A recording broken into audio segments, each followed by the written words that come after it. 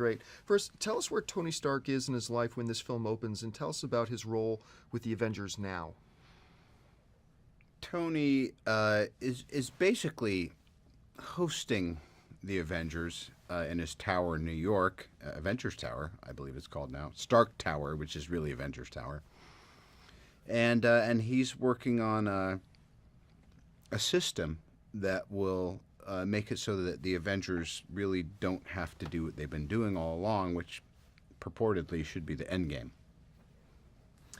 Describe the feeling that you guys have, the chemistry you have as a cast, and getting back together again with everybody for this time around.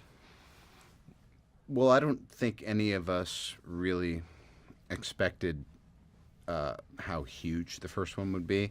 So it can almost intimidate you a bit because you're like, oh, well, we were just kind of hoping it would work out.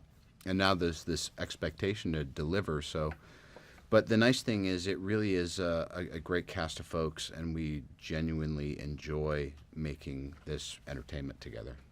What is it about Tony as a character that attracts you to come back to him again and again and involve him as you do?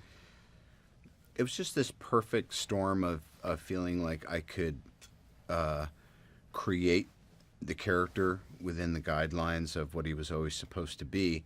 And I just thought he was so cool when I was reading the comic books. I was like, great, so let's just keep it real human and make sure that there's enough wit in there so that people don't think he's a stiff, and I think it'll work out all right. Every Marvel film brings something new and different to its audience. What were you hoping that Avengers Age of Ultron would bring to the audiences this time around?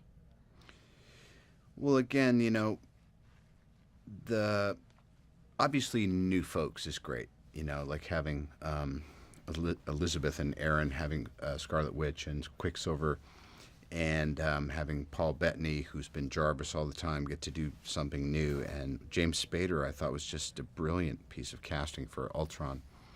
You always hope that it just defies expectation.